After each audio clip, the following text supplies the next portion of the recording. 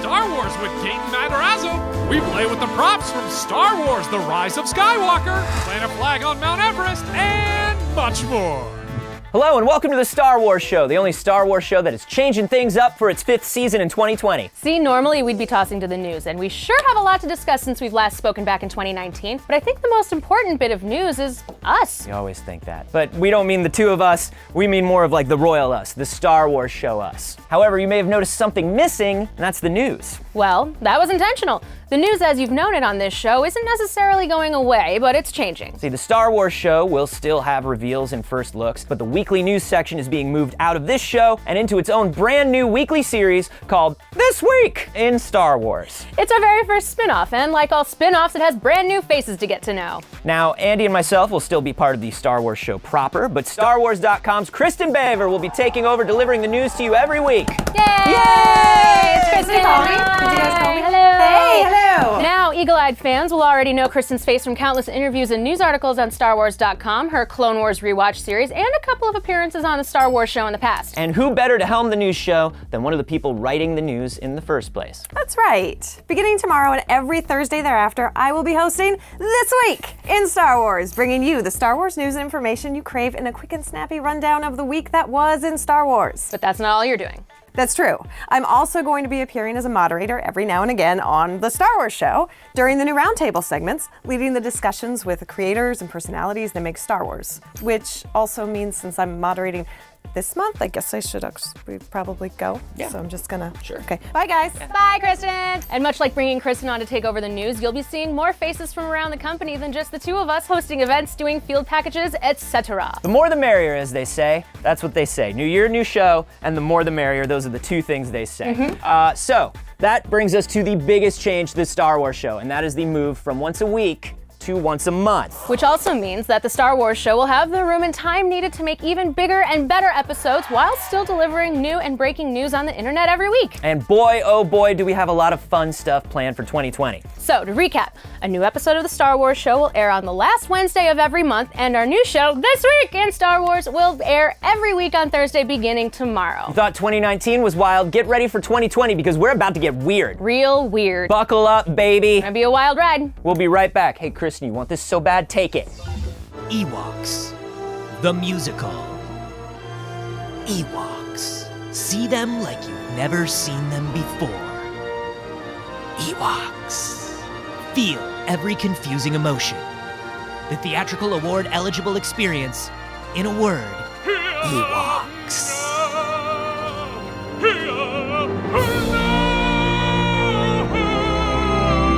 Ewoks at the Galaxy's Opera House. Get your tickets today. Very thrilled to be joined in the studio this week by Gaten Matarazzo. What's up, guys? Welcome, sir. Thank you. Thanks for having me. I'm excited to have you because I think any day now, Stranger Things is going to become huge for you. Maybe one day. I think it's At some gonna. point. If you stick with it long enough, I think so. it'll pay It off. has to get some momentum. I mean, obviously everybody loves this thing, and something that I look at. You're 17, yeah? Yes. You're 17, and part of your job is to go real deep on pop culture that Oh, yeah. 40-year-olds are Oh, into. yeah. Is that something that you enjoy, or is that something that you're kind of like, I'd rather be like digging into my own stuff? Or Good portion of it I really enjoy. And honestly, I'm so used to it at this point. I've been diving into that side of pop culture since I was 12. I was cast when I was 12 years old. Oh my God, it's been a while. The 17-year-old is sitting next to me and lamenting the passage of time. no. That's cool. I feel fine. I feel fine. No, but like to me, it feels like yesterday. That's why. Yeah. I have a love of old games, of old video games. Bless your heart. Oh yeah, I'm great at Pac-Man. I love Galaga. So you're big into old games. Yeah. You're big into old films. Were you a Clone Wars kid before you got into Stranger Things? Had you? Oh yeah. Yeah. Well, I hadn't watched Clone Wars much until after it had ended. Okay. That's Yeah. the thing. Sure. Is that like I watched A New Hope when I was 4. Nice. I was 4 years old. You have like, good the first time I parents. was 4. Yeah. I watched it once and I was like, meh. Seriously, I was like, man. And I was 7. I was 7 years old, and my uncle from Michigan, my mom's twin brother, came down for the summer, and he educated me. And he was like, all right, sit down. And I've been obsessed ever since. And then my mom's like, you ready to watch Empire? I'd seen A New Hope like 8 times. I'm like, what's Empire? And then she played it. I was like, there's more. And then I was open to this huge world. After I got older and like studied movies and became obsessed and watched them over and over again. And like, I've got like how many I don't even know how many toy lightsabers I got for Christmases and birthdays over the years. I got Obi-Wan's. I learned how to like swing around the lightsaber, and I would watch Ewan McGregor do all like his fancy, like the Annie-Obi. I know like how to do all the fancy moves and stuff. So you're good. So you can kind of do a little bit of it, yeah. yeah? Oh, you have no idea. Well, the thing is, I would go outside and like by myself and just pretend I was a Jedi Knight all by myself, and I would take out swarms of stormtroopers, and it was time of my life. And I just like learned how to like swing it around and like keep balance and stuff. It's the original trilogy. When I was a kid and we were watching the original trilogy, it had not gotten quite as choreographed. Exactly. Yeah. I used to go outside as a kid and do the angry Luke, the angry crying Luke. Return of the Jedi. I'd be like slamming right? down. Oh, it's the best. That's my favorite lightsaber duel, is the end of Return. Because as much as Empire is just pivotal, there's so much raw emotion. Mark's performance in that duel is just so good. It's so good. It's just like, and you can see him feel angry. You can see like he's tempted. Yeah. Like, that's what I love about Star Wars as a whole. It's just, and I love about Luke specifically, and why I think Luke is just one of the greatest characters written in cinema history. It's just that he's a hero, sure, and he always fights for good and fights for justice, but he's tempted. Yeah. Like anybody would be. I love that. You were into the OT, even though you could have very easily been a kid that had seen the prequels first. I'm just so glad that I didn't know who Anakin was before I knew who Darth Vader was. If you watch Phantom Menace before you've seen the originals, just who cares about that little kid?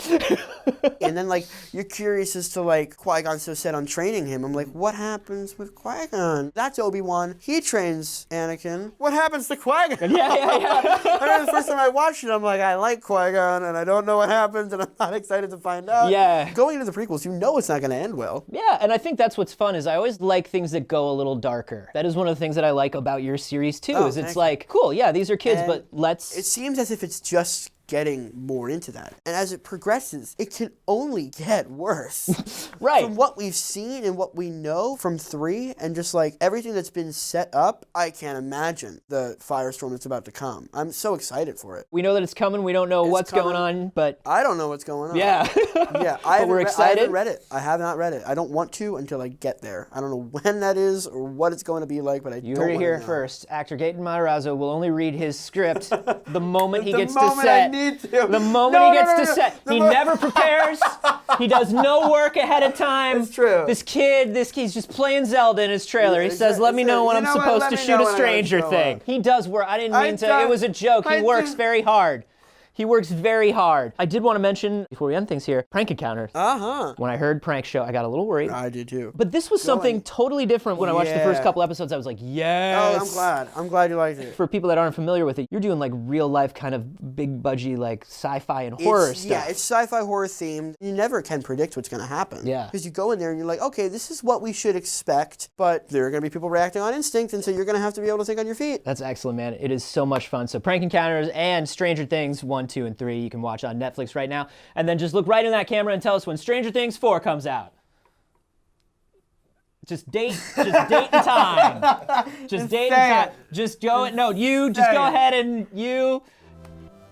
All right, Gaten Matarazzo, and season 4 is coming out. It's coming out eventually.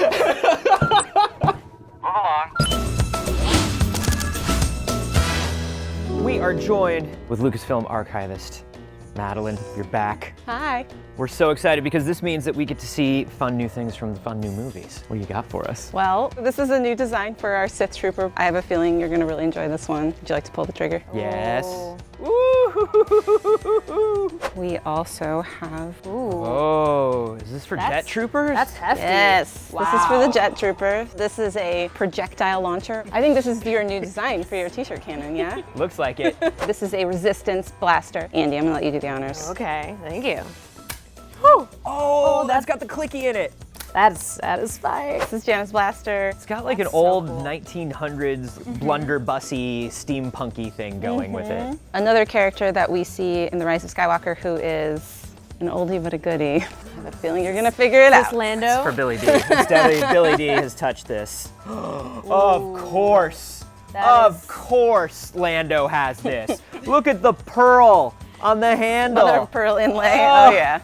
So what you're about to see was originally seen in A New Hope. That's a Dejaric piece. Phil Tippett, who built the initial Dejaric pieces for A New Hope, he actually researched the original chess pieces to rebuild them for Star Wars The Force Awakens. So now that they've been used in the sequel trilogy, we have them here in the archives. He has an armature built inside for adding mechanisms in order to move them as needed. Like, that's not one I'm gonna be allowed to touch.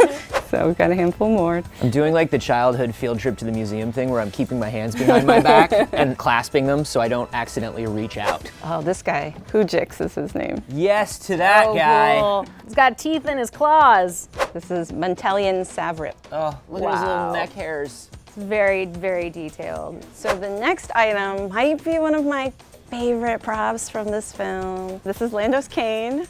Look at my hair go up on end for this. It really did. He has goosebumps. You are such a nerd. That looks so good though. That's really beautiful. What does the engraving say on it? The engraving says Baron Landonus Calrissian. If you look at this cane from the side, does that design Looks look like familiar? Cloud City. It's like Cloud City, so this is the homage to Lando being the Baron of Cloud City. Does it feel good? Yeah, it does. Do you feel like a I baron? do feel like a baron, even more so than usual. This is Janna's quiver full of arrows. That is so fly. But I like the texturing on the Stormtrooper piece is really interesting and unique though. And last but not least, Oh! Goodness me! Wow. this is a heavy blaster for our Sith Trooper. So that's a very large weapon for normal-sized dudes. That's one way to end this. Thank you. Thank you so much for showing us all these amazing props. You're watching the Star Wars show.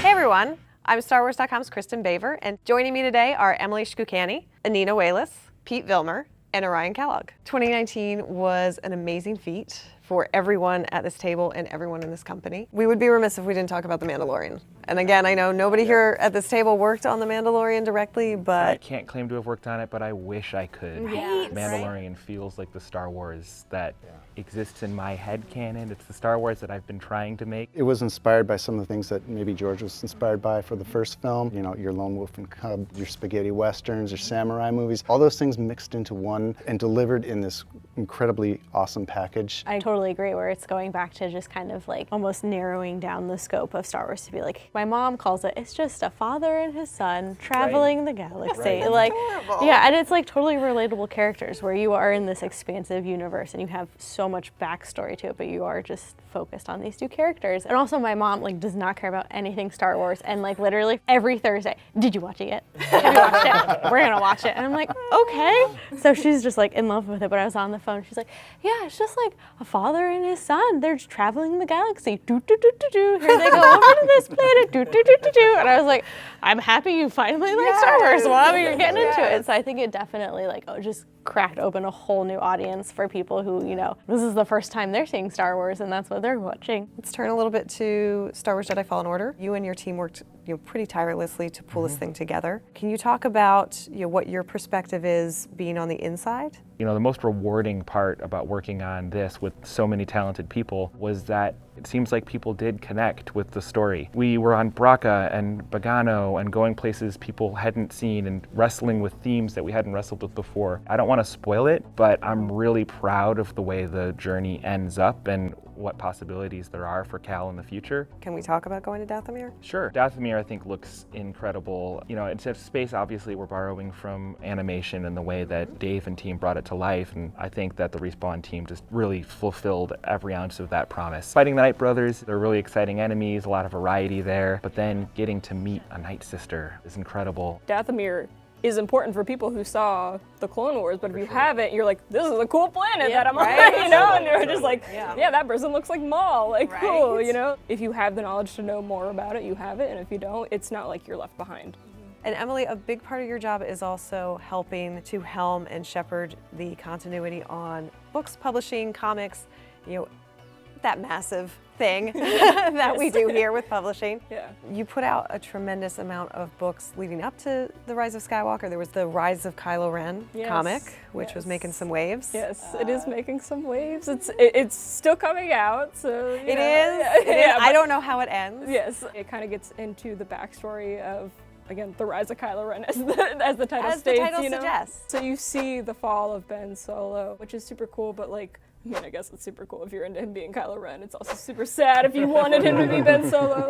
It's kind of paralleling Anakin's fall. We always look to make those parallels throughout, and that's really a big part of like what the story group does, is like make sure that it all feels like this really big cohesive story, no matter how, you know, small something is, like one issue of The Rise of Kylo Ren. Yeah, again, I think that's an important part for the folks at home, right? Is like we don't feel as, you know, the content creators I don't think feel restricted by any of the continuity. We don't have to change the story we want to tell. We just have a lot of resources to plug into to tell the story that we want to tell, and it has a lot of richness if we do it right. So just switching gears to talk about the amazing event and the feat that was the world premiere of Star Wars The Rise of Skywalker. I still feel like a total noob when I come to these things. This is actually a blue carpet. This was a blue carpet, you're right. And this event was really special because not only was it the end of the Skywalker saga, but we also were able to invite 120 fans from Well, all we 50 actually states. had more like 200 fans that we got to invite, but what was special is we got 120 of them in costume, which is a feat, representing all films of the saga and from all 50 states in the United States, as well as a handful from international. So it was a really great experience and a wonderful opportunity to get a lot of fans who otherwise wouldn't be invited to one of these. So it was fantastic. Why do you feel like it's important to have fans at an event like that, and also fans in costume at Because an event like that? these films are made for them. This is what it's all about. And of course, we enjoy all the energy they bring, of course. We feed off it. We really do. We really do. I mean, this is for them. That's how we stay alive. This is basically our thank you to the fans for supporting us through the years. You know, we want to give them this special experience, and we're glad to be able to do it and continue to do it. So with Star Wars The Rise of Skywalker being the end of the Skywalker saga, how does it change your experience being a fan watching the film now that you also work at Lucasfilm and it is part of your day-to-day? I didn't actually know anything about the movie. Somehow I work in PR and I was able to avoid most spoilers. I didn't read the script, I chose not to, and I was glad not to. After seeing The Rise of Skywalker, I was like, I have so many more ideas now for like what we could tell stories on, because it just introduced so much more lore to the Star Wars galaxy, and it's like so unexplored. And it's really not my job to create these stories, it's more so my job to manage those stories afterwards, but I'm like so excited. I can't wait to really get into what does this mean? What does that mean? Like, what are we gonna do with all this new information? I think another really exciting thing about Jedi Fallen Order is this long, non-linear, interactive experience that feels one way. Then you go watch Mandalorian and it's just so personal. And then you go to Rise of Skywalker and it's just epic, and the scale is incredible, and every possible thing you could imagine is there and then some. And it just reminds you how many possibilities there are for storytelling. And so I think there's lots of great stuff to come. Thank you so much for joining us. It was amazing to hear all of these different perspectives from .com and from story and from games and from PR, and also just from a bunch of fans getting together and getting to talk about Star Wars for a little bit. Totally. That was a fun little show. Yeah, absolutely. Oh, coming in hot. Look who decided to join us. You know, man, I can't tell if it's cool or pathetic that you're still wearing your wardrobe from your cameo, your small cameo in The Mandalorian. Bro, you know they blew you up after like 3 seconds after you rolled on screen? You're canonically dead in that outfit. Yeah, Mr. Big Shot Hollywood guy hitting shins thinks he's the king of Star Wars now, huh? You have a trailer? Should we end the show? Sure. We hope you enjoyed the new and improved Star Wars show, and would love to hear what you think in the comments below. Plus, if you have any ideas for what you want to see on this new extended version, let us know. Also remember to check out This Week in Star Wars, starting tomorrow and continuing every Thursday for the Star Wars news and information you crave. And as always, remember to like the video, subscribe to the channel, follow us on Twitter, Facebook, and Instagram, and until we see you again next month, stay cool, my babies. Thanks for watching, and may the Force be with you. I like this clap that you were doing. This is like excited Anthony / seal. Yeah, like a toddler. I'm excited like a toddler for this new thing, and I hope that you are too. How does he even get up the steps into a trailer? If he has a trailer and an elevator, I'm gonna be so mad. What if he just has like a real beefy dude standing there to lift him into the door? You've been asking for that for years. I know! And they won't give it to you, they give it to him?